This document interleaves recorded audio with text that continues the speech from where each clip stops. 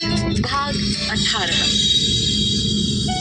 आज रिद्धिमा बिल्कुल अलग ही दिख रही थी। आज उसका चेहरा कितना खिला खिला और प्यारा लग रहा था। उन्होंने पूछा, आप कहीं जा रहे हो पुत्र जी?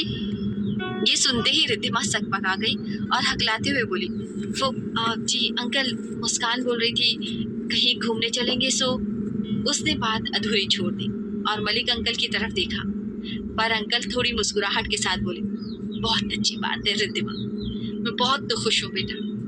सच कहूँ तो मैं भी यही चाहता हूँ कि आप पहले की तरह हंसो, खेलो, खुश रहो।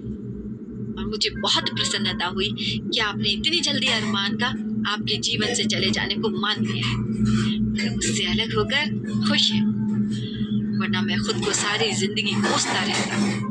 रिद्धिमा ने मन ही मन कहा, अरमान से अलग होकर नहीं, मैं तो उसकी होकर खिल उठी हूँ अंकल। मैं भी जानती हूँ जब आप अरमान को वापस आते देखेंगे तो कितना ज्यादा खुश होंगे।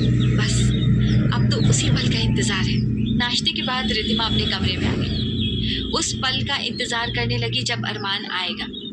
वो बहुत बेचैन हो रही थी क्योंकि समय बीतने के साथ साथ उसका दिल टूटता जा रहा था। उसे बार बार लग रहा था कि शायद वो गलत है। अरमान ने जानबूझकर ये सब किया है और अब वो वापस ऑस्ट्रेलिया चला गया होगा।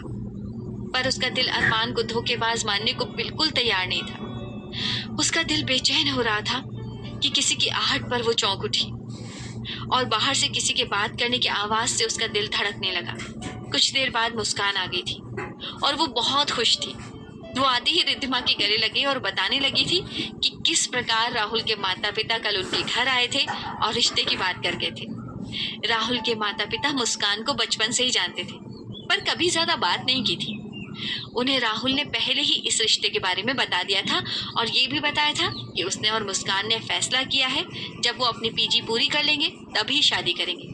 पर मुस्कान के पेरेंट्स पहले से ही बात पक्की करना चाहते थे और राहुल के पेरेंट्स इसी सिलसिले में उसके घर आए थे और बात पक्की हो गई थी। मुस्कान और राहुल के पेरेंट्स चाहते थे कि उनकी इंटर्नशिप खत्म होते ही उनका विवाह हो जाए और फिर उन्हें आगे जो करना है करें।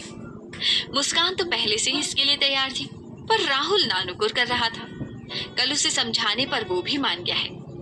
मुस्कान ये सब बोले जा रही थी और रिद्धिमा चुपचाप सुन रही थी। अचानक मुस्कान बोल उठी, सॉरी रिद्धिमा, मुझे अभी ये सब बातें नहीं करनी चाहिए थी ना। रिद्धिमा ने उसकी ओर देखते हुए कहा, क्यों? मुस्कान सॉरी वाला चेहरा बनाते हुए बोली, तू तो मुझे जानती है ना, मैं थोड़ा ज्यादा ही बोलती हूँ और मुझे हालात का भी ख्याल नहीं रहता। तू इतनी उदास है और मैं बकबक किए जा रही हूँ। रिद्धिमा उसकी ओर देखते हुए बोली, मैं उदास क्यों होंगी, मैं तो खुश हूँ मुस्कान। मुस्कान उसकी ओर देखती रही, फिर जवाब दिया, मुझे पता है तू डॉक्टर अरमान से प्यार करती थी और तू बहुत उदास है, इसलिए अपनी उदासी ये सच संवर कर छुपाना चाहती है। ये सुनकर रिद्धिमा की आंखें छलक आई, जिसे वो छुपाने की असफल कोशिश करने लगी। मुस्कान कुछ देर उसे देखती रही, फिर उसके पास आकर उसका हाथ पकड़ते हुए बोली, मैं जानती हूँ रिद्धिमा, एक रिश्ता टूटने के बाद आगे बढ़ना कितना मुश्किल होता है, पर मेरी मम्मा कहती हैं कि भगवान जी ने जो रिश्ता बनाया ही नहीं है वो बन भी जाए तो टूट जाता है। डॉक्टर अरमान के साथ तेरा साथ नहीं था रिद्धिमा, इसलिए टूट गया। वैसे भी ये शादी तेरी खुशी से तो हुई नहीं थी। हाँ, मैं मानती हूँ किसी के साथ कुछ दिन रहने से उससे लगाव हो जाता है और डॉक्टर अरमान तो बहुत अच्छे हैं, मिलनसार हैं, हम सबको भी उनकी बहुत याद आएगी, पर किसी के लिए किसी की जिंदगी रुकती तो नहीं है ना। तुझे भी आगे बढ़ना पड़ेगा, समझी? और अब तू कभी अकेले नहीं रहेगी, हम सब तेरे साथ रहेंगे। और कुछ दिनों में तो तू कॉलेज ज्वाइन कर लेगी ना। वैसे भी तेरी इंटर्नशिप लेट हो रही है, हम सबको ज्वाइन किए हुए 1 महीना हो गया है। अच्छा एक काम कर, तू कल ही ज्वाइन कर ले और आजा कॉलेज, हम खूब मस्ती करेंगे वहाँ। रिद्धिमा ने कुछ जवाब नहीं दिया, बस सिर हिलाया। वो मुस्कान को नहीं बता सकती थी कि उसके दिल में क्या हलचल मची हुई थी। मुस्कान कुछ देर उससे बातें करती रही, फिर फोन पर किसी से थोड़ी देर बात करने के बाद काकी को पुकारने लगी। काकी वहां आते ही बोली, काकी मैं यहीं खाना खाऊंगी और फिर मैं रिद्धिमा को अपने साथ ले जाऊंगी। काकी ने मुस्कुराकर कहा, सही है बेटा, वैसे भी रिद्धिमा यहाँ अकेली है, डॉक्टर अंजलि का कॉल आया था, डॉक्टर साहब ने बताया कि वो कल आएंगे, आप तब तक रिद्धिमा को अपने साथ रखो। रिद्धिमा ने कुछ नहीं कहा। असल में जैसे जैसे समय बीतता जा रहा था उसका दिल भी बैठा जा रहा था। वो सुबह जितनी खुश थी, धीरे धीरे उतनी ही निराशा के अंधेरे गर्त में डूबती जा रही थी। उसे अब लग रहा था जैसे वो ठग ली गई है। उसने जिस इंसान को इतनी आसानी से मन सौंप दिया था और अब तन भी सौंप दिया, वो उसका कभी था ही नहीं। वो तो बस एक छलावा था जो अपने छल से रिद्धिमा का सब कुछ हरण कर चला गया।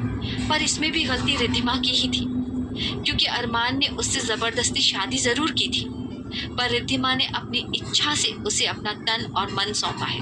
अब वो शिकायत करे भी तो किससे करे? सच कहते हैं, इतिहास खुद को दोहराता है, और वही हुआ था। मम्मा ने जो गलती की थी उसने भी आज वही गलती की है, और इसकी जिम्मेदार वो है, सिर्फ वो। मुस्कान उसे खींचकर अपने घर ले गई, जहां उसके सारे दोस्त मौजूद थे। सबने रिद्धिमा को व्यस्त रखने की कोशिश की, क्योंकि सबको पता था कि आज वो बहुत उदास है। शाम को सारे दोस्त मिलकर मूवी देखने गए और फिर बाहर ही डिनर का प्रोग्राम बना, क्योंकि आज राहुल उसकी शादी फिक्स होने की खुशी में ट्रीट दे रहा था।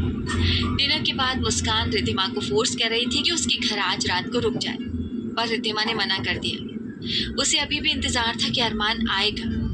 उसे कभी कभी ऐसा महसूस हो रहा था कि वो घर जाएगी और देखेगी अरमान और अंकल बैठे बातें कर रहे हैं। अंकल बहुत खुश हैं और अरमान को कुछ समझा रहे हैं। जब उसने कार से उतरकर राहुल और मुस्कान को बाय कहते हुए अपने बंगलों का फाटक खोला तो एक बार की चौंक गई, क्योंकि वहां एक बाइक खड़ी थी और ये बाइक शांतनु की थी। ये बात उसे पता थी।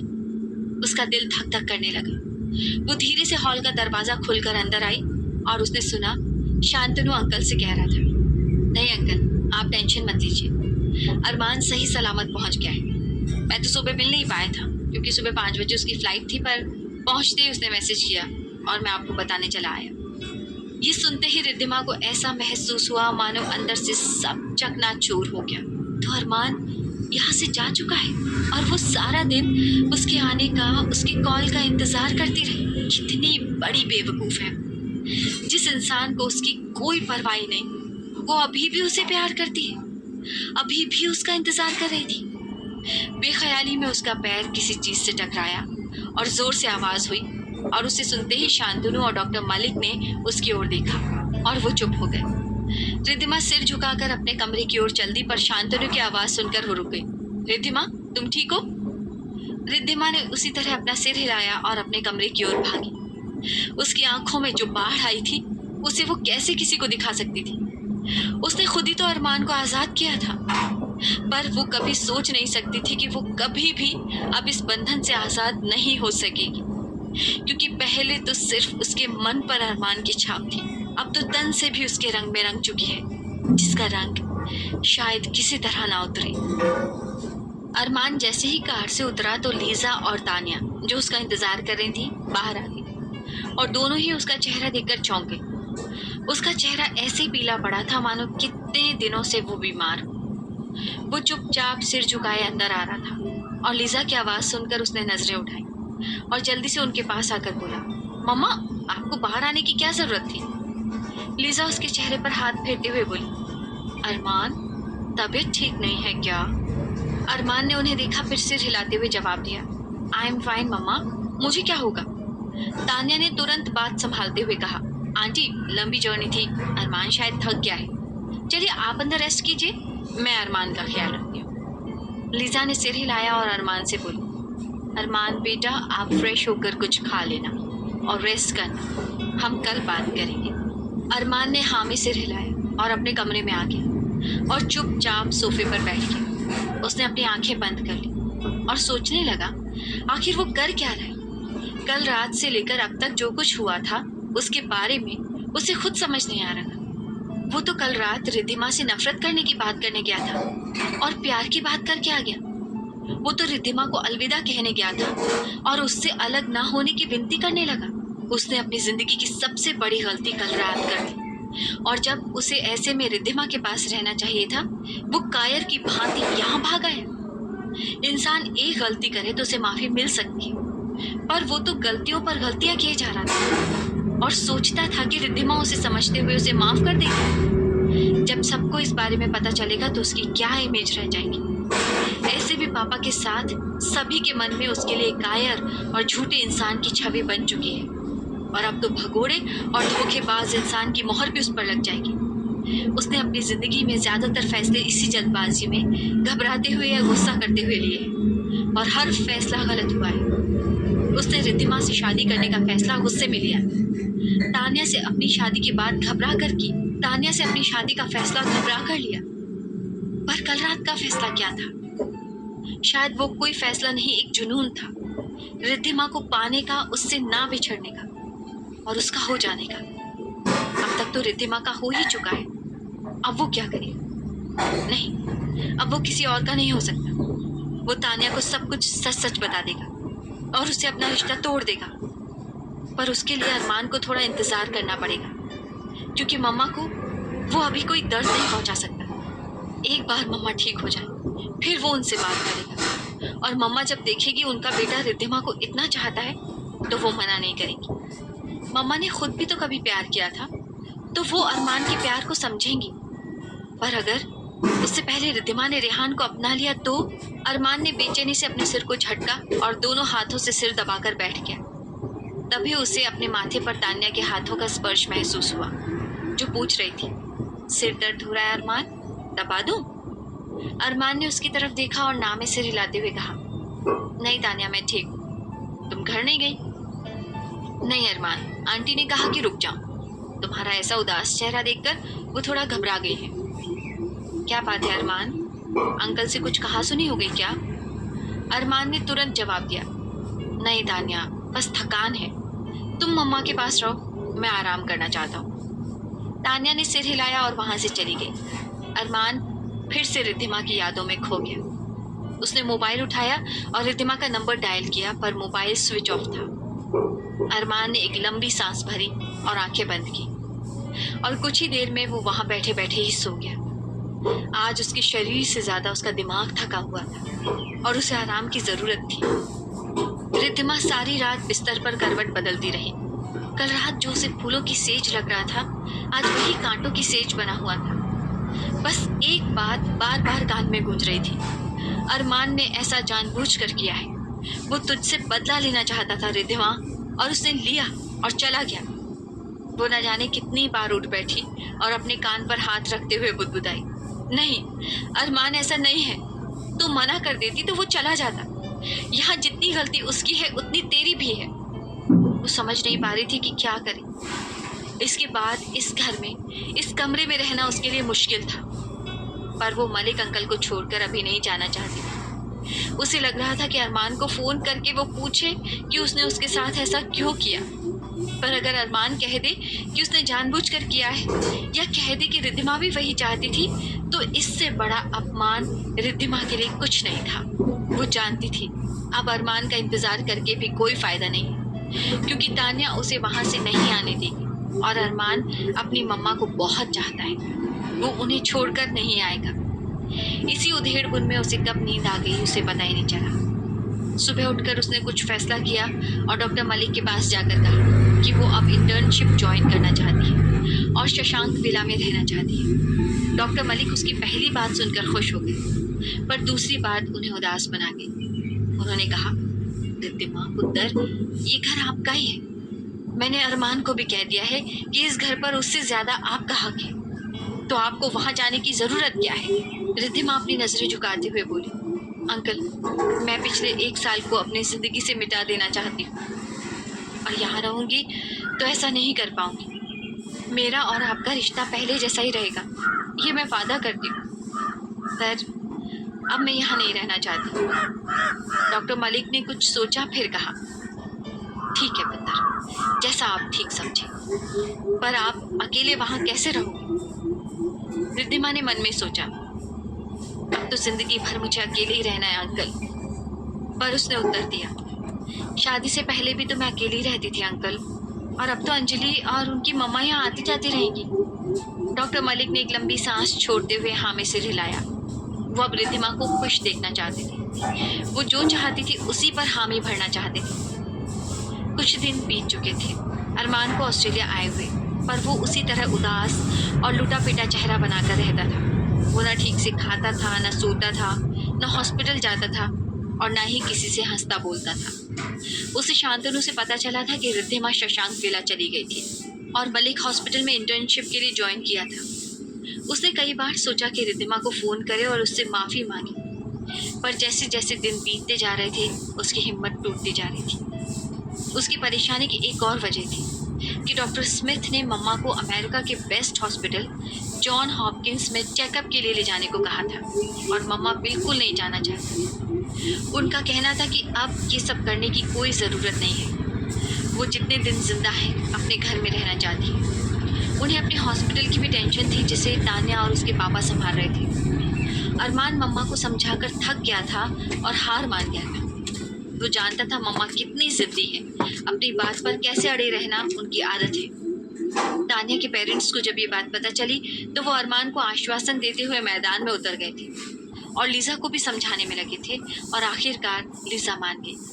लीजा ने एक शर्त रखी थी, चेकअप के बाद वापस आने पर जितनी जल्दी हो सके अरमान और तान्या की शादी करनी, और इस शर्त को तान्या के पेरेंट्स ने सहर्ष मान लिया था। तान्या का चचेरा भाई अमेरिका में रहता था, इसलिए तान्या और अरमान लीजा को लेकर अमेरिका चले गए। इन सब में अरमान रिद्धिमा के बारे में भूल ही चुका था। उसे अब सिर्फ और सिर्फ अपनी मम्मा की टेंशन थी। अमेरिका से वापस आने के बाद ही अरमान को मम्मा की शर्त के बारे में पता चला था और वो सन्न रह गया। अमेरिका के डॉक्टर ने मम्मा का ट्रीटमेंट शुरू कर दिया था और उन्हें अगले महीने फिर आने को कहा था। अरमान जानता था अगर वो शादी करने को तैयार नहीं हुआ तो मम्मा अपना ट्रीटमेंट बंद कर देगी, और ऐसे हालात में उसे एक ही इंसान मदद करने वाला लगा और वो थी तान्या। अरमान को पता था तान्या मम्मा के इतना करीब है कि वो जो कहती है वो सुनती है। अरमान को लगा अब वो समय आ गया है जब तान्या से इस बारे में खुलकर बात की जाए और उनकी शादी को रोका जाए। तान्या अपनी बालकनी में खड़ी अरमान का इंतजार कर रही थी क्योंकि अरमान ने उससे अकेले में मिलने की बात कही थी, और मम्मा और पापा के बाहर जाने के कारण तान्या ने अरमान को फोन करके घर पर बुला लिया था। अरमान का इंतजार करते हुए तान्या के दिल में जैसे तूफान उठा हुआ था। अरमान के इंडिया के आने के बाद से उसने नहीं पूछा था कि वो वहाँ क्यों गया था, क्या हुआ था, पर अरमान का चेहरा देखकर उसे अंदाजा हो रहा था कि हो ना हो रिद्धिमा से संबंधित ही कोई बात होगी, क्योंकि अरमान की हालत एक मजनू जैसी थी जो अपनी लैला से बिछड़ जाए। अरमान उसके घर आने के बाद चुपचाप सोफे पर बैठ गया था। तान्या दोनों के लिए कॉफी बना रही थी और एक कप उसकी ओर बढ़ाते हुए चुपचाप कॉफी की चुस्की लेने लगी। वो जानती थी कि अरमान कुछ ऐसा कहना चाहता है जिसके लिए वो खुद को तैयार कर रहा है और उसे बस इंतजार करना है। अरमान ने 2 घूंट कॉफी के लिए और फिर उठकर खिड़की के पास आ गया और बाहर देखने लगा था। तान्या सोफे पर बैठी इंतजार कर रही थी। कुछ समय बाद अरमान बाहर की ओर देखते हुए गंभीर स्वर में बोल उठा, तान्या, मैं तुम्हें कुछ ऐसा बताना चाहता हूँ कि जिससे तुम्हें झटका लग सकता है। तान्या कुछ बोली नहीं, बस कॉफी पीती रही। अरमान ने उसकी ओर एक बार देखा और फिर बाहर देखते हुए बोल उठा, तान्या, मैं एक लड़की से प्यार करता हूँ और उससे मेरी शादी हो चुकी है। पर तान्या का कोई रिएक्शन ना पाकर अरमान ने उसकी ओर देखा तो तान्या बोल उठी, अरमान, मैं इतनी बुद्धू नहीं हूँ कि तुम्हें समझ नहीं सकती। मुझे पहले ही शक था कि तुम पुणे में किसी लड़की के चक्कर में हो, और हो ना हो उसका नाम रिद्धिमा होना चाहिए। अब चौंकने की बारी अरमान की थी। उसने झटके से तान्या की ओर देखा और आश्चर्य भरे स्वर में पूछा, तुम्हें कैसे पता? तान्या उसी ठहरे हुए स्वर में बोली, तुमने जितनी बार रिद्धिमा का नाम लिया है, इतने प्यार से लिया है कि समझ आता है कि वो तुम्हारे लिए कितनी प्यारी है। मुझे इस बात का दुख नहीं है कि तुम्हें किसी से प्यार हुआ है, पर इस बात का जरूर दुख है कि तुमने मुझे अपना दोस्त नहीं माना, उससे शादी भी कर ली और इतनी बड़ी बात छुपा गए। अरमान सोच नहीं सकता था कि तान्या इस बात को इतनी सहजता से ली, और वो उसकी ओर देखते हुए अपराधियों की तरह बोला, सॉरी तान्या, मैं जानता हूँ तुम मेरी सबसे अच्छी दोस्त हो और तुम इतनी समझदार हो कि तुम इसका बुरा नहीं मानोगी, पर मुझे मम्मा का डर था। तुम जानती हो ना, मम्मा ये सुनते ही घबरा जाएगी, और अभी मम्मा की जो हालत है मैं उन्हें कोई टेंशन नहीं दे सकता। तान्या थोड़ी देर चुप रही, फिर उससे पूछा, तो अब तुम क्या चाहते हो अरमान? क्या तुम चाहते हो मैं आंटी को बताऊं? अरमान डरता हुआ बोला, नहीं तान्या, प्लीज मम्मा को इस बारे में कुछ नहीं बताना। डोंट वरी, बिना इजाजत के मैं उन्हें एक भी बात नहीं बताऊंगी, पर अगर तुम मुझसे शादी से इनकार करना चाहते हो तो क्या बहाना बनाओ? आंटी ने तो कह दिया है कि तुम शादी नहीं करोगे तो वो अपना ट्रीटमेंट नहीं करवाएंगी। और रही तुम्हारी रिद्धिमा से शादी की बात, तो तुम्हें मुझसे शादी करने से पहले उससे तलाक लेना पड़ेगा। और इसके लिए तुम क्या बहाना बनाओगे अरमान? रिद्धिमा तुम्हें यूं ही जाने देगी क्या? हंगामा खड़ा कर देगी और अंकल भी उसका साथ देंगे। ये सुनते ही अरमान की आंखें भर आईं और वो रुंधे स्वर में बोल पड़ा, तुम उसे नहीं जानती तान्या, इसलिए ऐसा कह रही हो। बड़ी ही मासूम और अभिमानी लड़की है, वो कभी कोई हंगामा कर ही नहीं सकती। और उसे शायद लगा कि मैं उसके लिए मम्मा को नहीं छोड़ूंगा, इसलिए उसने मुझे इस बंधन से ही आजाद कर दिया है। पहले तो तान्या अरमान के मुंह से रिद्धिमा की इतनी तारीफ सुनकर जल भुन गई, पर अरमान के अंतिम वाक्य ने उसे चौंका दिया। वो उठ खड़ी हुई और फिर पूछा, क्या कहा तुमने? तुमने सही सुना तान्या, उसने मुझे आजाद कर दिया।